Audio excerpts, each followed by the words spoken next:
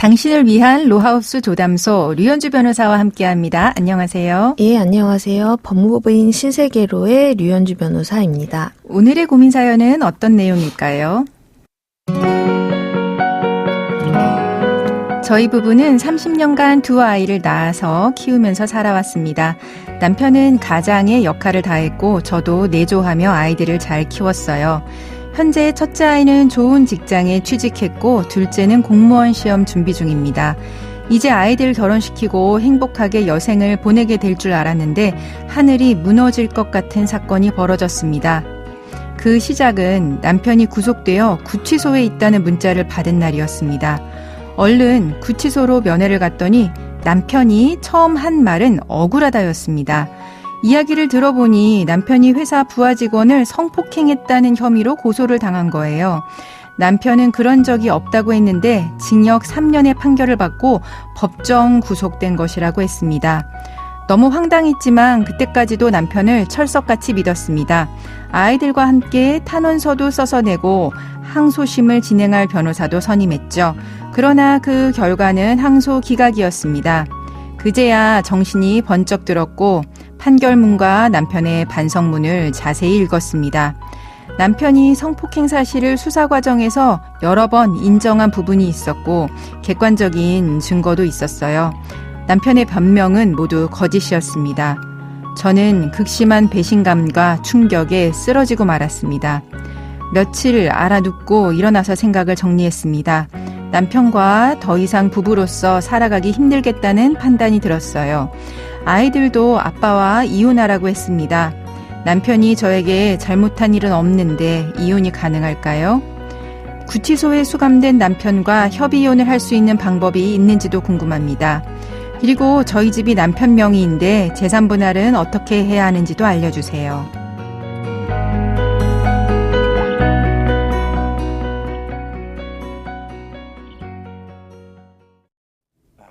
조인섭 변호사의 상담소, 성폭행 혐의로 징역 3년의 판결을 받은 남편과 이혼하고 싶어 하시는 아내분의 사연이었습니다. 그동안 조담소에서는 처음으로 다뤄보는 사연인 것 같은데요.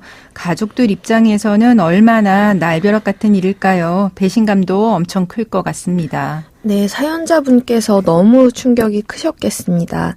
내가 믿고 30년을 살아온 남편이 성폭행을 저질렀다고 하면 그동안의 결혼 생활이 통째로 부정당하는 느낌일 것 같습니다. 네, 지금 이제 남편이 징역 실형을 받았고 항소 기각이 됐는데요. 아무래도 범죄 정도가 좀 무겁다고 판단해서 이런 형이 나온 것 같은데 남편이 타인에게 성범죄를 저질렀다면 이혼 사유 되겠죠? 예, 그렇습니다.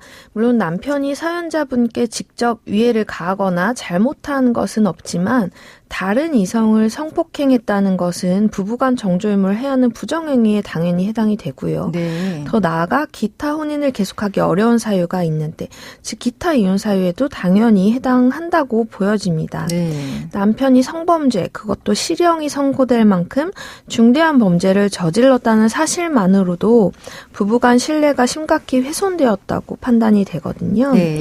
그래서 사연자분께서는 당연히 이혼 청구를 하실 수가 있고 이 경우 혼인 파탄의 유책 배우자는 남편입니다. 네. 그러면 지금 부부 중에 한 사람이 수감이 된 상황입니다. 이런 상황에서 협의 이혼을 원하시는 것 같아요. 이런 상황에서도 협의 이혼하려면 어떤 절차 필요할까요? 네, 일반적으로는 협의 이혼을 하려면 부부가 같이 법원에 출석해서 협의 이혼 신청서를 제출해야 합니다. 네. 네, 부부 중 일방이 수감 중이라면 예외적으로 부부 중 한 명만 출석해서 신청하는 것도 가능한데요. 다만 이때 수감된 배우자의 수용증명서 등을 발급받아서 함께 제출해야 합니다. 그리고 협의이혼 신청서를 제출하고 미성년 자녀가 있다면 3개월, 미성년 자녀가 없다면 1개월 후에 의사확인기를 거치는데요. 네. 이때도 원칙은 부부가 모두 출석을 해야 합니다. 네, 이제 일방이 수감된 경우에는 출석하기가 어렵기 때문에 네, 그렇죠. 네, 이 경우에는 법원에서 당사자가 수감된 교도소에 이혼 의사 확인 요청서를 보내고요. 수감자가 이혼에 동의한다는 회신을 보내오면 나머지 한 명만 출석해서 의사 확인을 받으시면 됩니다. 네. 이렇게 부부 모두 이혼에 동의한다는 의사가 확인되면 법원이 이혼 의사 확인서를 발급해 주는데요. 이것을 한 분이 가지고 관할 주민센터에 가서 이혼 신고서를 제출하시면 이혼이 마무리됩니다. 네, 그러니까 상대방이 수감 중인 상황에서도 협의혼 절차는 이제 가능한 상황이네요. 네. 그런데 이제 사연을 보니까 남편 명의 아파트가 하나 있습니다. 사연자분이 이 재산 분할을 받으려면 어떤 절차를 거쳐야 할까요? 네, 사실 협의혼 절차 내에서는 재산 분할에 관해서 법원이 정해주거나 확인해주는 절차는 없습니다. 그래서 당사자 간에 별도로 합의를 하시거나 공증을 받으셔야 하는 부분입니다. 네. 네, 그래서 재산 분할 관계가 복잡하거나 재산 분할을 어떻게 할지 협의가 안 되시는 경우라면 협의혼이 어렵고 법원을 통한 소송 또는 조정이혼의 절차를 거치셔야 합니다. 그래서 우리 사연자분의 경우에는 먼저 남편이 이혼하는 것과 재산 분할에 동의하는지를 알아보시고 상황에 맞는 절차를 선택해서 거치셔야 할 것 같습니다. 네, 당연히 남편이 동의해주면 문제는 없을 것 같은데요. 소송이나 조정이혼을 해야 한다면 수감된 남편 상대로 어떤 절차 거쳐야 할까요? 네, 이혼 조정 신청서나 이제 소장을 제출하셔야 하는데 법원 서류 어디로 보낼지부터 좀 고민이 되실 것 같습니다. 네. 예, 이제 법원에서 서류를 송달할 때 원칙적으로는 상대방의 주소, 거소, 영업소로 보내는 것이 원칙입니다. 근데 남편은 현재 주소지에 거주하고 있지도 않고 회사에도 나가지 않거든요. 그렇죠. 네, 그래서 민사소송법은 이제 구속된 사람에 대해서는 구속된 교도소 또는 구치소의 장에게 이제 송달을 할 수 있다고 규정하고 있습니다. 즉 구속된 사람이 직접 서류를 수령하지 않더라도 교도소 또는 구치소 장이 서류를 수령해서 전달하면 송달 효과가 발생한다는 것입니다. 네. 그리고 이제 두 번째로 남편이 재판에 출석을 거부할 수가 있을 것 같은데요. 그렇죠. 당사자가 출석을 거부해도 서류가 송달이 되었다면 이제 법원이 이제 이혼 사유를 판단해서 판결까지 내릴 수가 있습니다. 그리고 경우에 따라서는 당사자 출석이 반드시 필요하다고 판단되면 법원이 출석 명령을 내리게 되고요. 이 경우에는 수감자도 교도관의 호송을 받아 법원에 출석해야 합니다. 네. 그럼 지금까지 상담 내용을 정리해보자면 남편이 타인에게 성범죄를 저질렀다면 그거는 혼인 생활을 계속하기 어려운 중대한 사유로 이혼 청구가 가능합니다. 부부 중에 한 사람이 수감 중일 때도 협의 이혼은 가능한데요. 수용 증명서를 제출하고 이혼 동의서를 받으면 법원에 한 명만 출석해도 이혼 절차는 마무리할 수 있습니다. 그리고 사연자분 같은 경우 남편 명의 아파트 재산 분할 원하는데 협의가 안 된다면 소송이나 조정 절차를 통해서 이혼하셔야 하는데요. 재판 절차 진행할 때 수감된 남편에게 서류를 송달하려면 교도소나 구치소의 장에게 송달하면 되고요. 남편이 출석을 거부해도 이혼 사유가 명백하면 이혼 판결 받으실 수 있고 재산 분할도 받으실 수 있습니다. 지금까지 법무법인 신세계로의 류현주 변호사와 함께했습니다. 네, 감사합니다.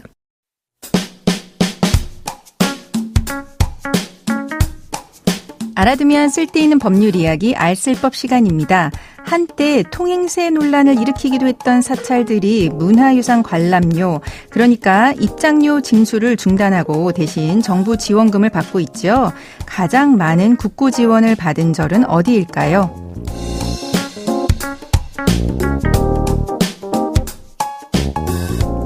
문화유산 관람료를 면제해서 무료 입장으로 전환하면서 가장 많은 국고 지원을 받은 절은 불국사라고 합니다.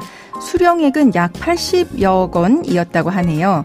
2위는 강원 속초시에 있는 신흥사로 45억여 원, 그리고 이어서 경주 석굴암은 36억 원, 그리고 강원 양양군 소재의 낙산사는 35억 원, 강원 평창군 소재의 월정사는 23억 원 등을 받았다라고 합니다.